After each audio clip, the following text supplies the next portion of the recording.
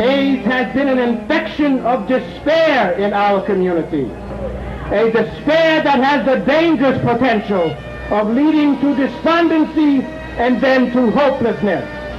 Our enemies certainly use AIDS in an attempt to kill our gay hope. They suggest that AIDS is God's punishment, that we deserve AIDS for our wanton sexuality. Certainly AIDS and HIV-related illness continue to exact a tragic toll on our community. As we mourn and grieve over one another of our sisters and brothers, we all, both individually and as a community, can be overwhelmed with despair. But even in that overwhelming despair, we can see hope. We can see that that which was desired is now possible. AIDS is not an automatic death notice. It is possible to survive with AIDS. There are people living with AIDS and HIV infection. We do not have to give in to despair. As others have pointed out, AIDS as a symbol represents a challenge to gay people. By injecting us with despair, AIDS challenges us to renew our hope. By bringing out our enemies, AIDS challenges us to continue to fight for our liberation. There is a way to meet that challenge. There is an antidote to despair. We can act. We can act up. We can empower ourselves and our community to continue the process of our liberation. The lessons are all around us. Liberation is never given to a people. Liberation is the product of struggle, the reward of action. The power to drive that action is within ourselves. As each one of us is empowered, then our community can be empowered. We can unleash our power. We celebrate Stonewall. We celebrate the advent of gay hope. And as we go beyond this weekend, as we go beyond celebration, we must act to make real that which we now know is possible. In closing, I would like to leave you with an image that I found in a quote that was used by Leo Buscaglia in a book. We are each of us angels with one wing. We can only fly embracing each other. Thank you very much.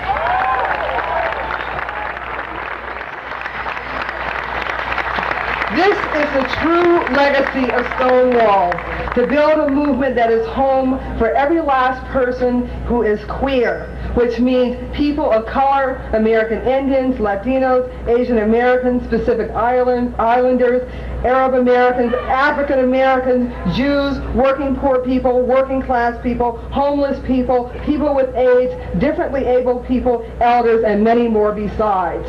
And you can't build a movement that's home for everybody by merely turning your attention to eradicating oppressive attitudes within our lesbian and gay movement. It's not enough, for example, to explore your own racism and to make sure you watch yourself when you're interacting with people of color. The only way to attack, transform, and ultimately dismantle racism is to attack it root and branch, which means institutionally and the society as a whole. What this means, quiet as it's kept, is that the lesbian and gay movement has got to concern itself with racism as it destroys the lives of non-lesbian and non-gay people of color, women, men, and children. The only way to eradicate racism and class oppression and all the other isms within our movement is to dismantle them in the society as a whole. The course of the AIDS epidemic, which we are now fighting so valiantly, perfectly illustrates how all of these oppressions are tied together and why we must confront them simultaneously. AIDS has exposed a healthcare system that serves almost no one, a healthcare system that is based upon profit. We need to understand, painful as it is, why a white man with AIDS generally lives for a period of several years, while a black or Latino person with AIDS usually only survives a few months. We have got to change. We're not there yet. As someone who is officially middle-aged, I'm glad to know I can still change. It should delight us that, in the words of a black minister from long ago, we're not where we want to be, we're not where we're going to be, but thank God we're not where we were.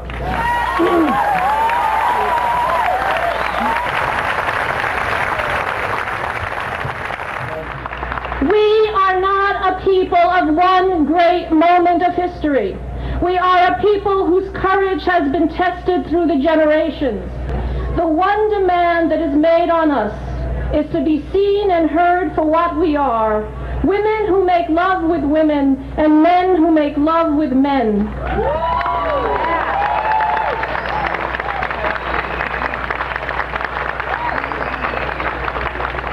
As we gather in greater and greater numbers, so do those who hate us.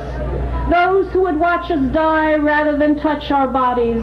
Those who call our art a moral pollutant and want it pulled from their museums.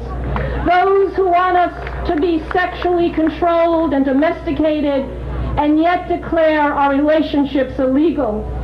Our most courageous answer to this barrage of exclusion is to go on living our lives without betrayal of our diversity, of our knowledge of our people's history, and our way of loving.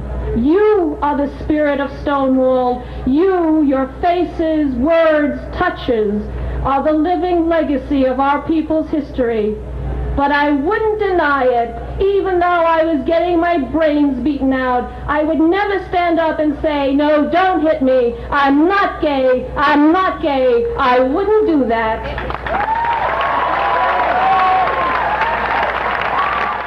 Gay America, wonderful. Paid off getting my ass kicked. Remembering the Stonewall. Sylvia, sign up. Happy Gay Pride. Ivan and Daria. Ivan and Daria. Oh, I'm sorry.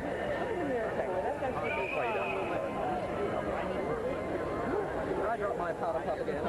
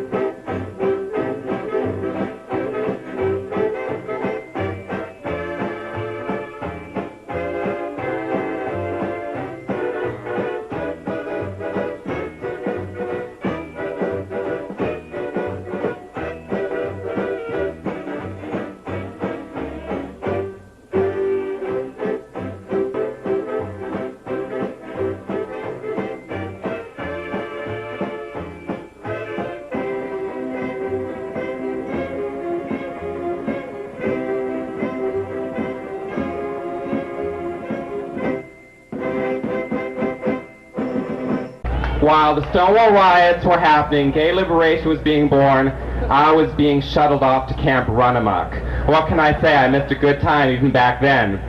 But not quite 4 years later, I began an incarceration at a proper boys' boarding school in Connecticut. I knew I liked boys. I thought I was homosexual, but I didn't think I was gay. I didn't know if I was really enjoying myself. But, you know, I would take the train from Brooklyn, the IRT number 2, and we'd rattle past the Christopher Street stop. And I'd see Christopher Street, and I would know, God, you know, I'd have fun if I got off here. I'd be gay if I got off at Christopher Street. I never made that detour. I graduated prep school, cum laude, no less. Anyway, I was 18 when that all happened. I knew there was a real big gay world out there. I wanted to explore it. I figured, shit, I could be a hairdresser, to hell with college. That's what boys like me did, you know, burn hair. Mother wouldn't hear of it. So I went to college. I chose a school out in Southern California because I knew LA, God, you could be real gay in LA. So I went to LA. Unfortunately, I chose a really very conservative men's college out there. What can I say? I like boys. But, you know, I had lots of surprises. I picked this college from a catalog, so I didn't know much about it. When I got there, I found out they had a gay students union. Honey, it was very popular, and so was I. We were having a real good time. Mother still wouldn't hear of it.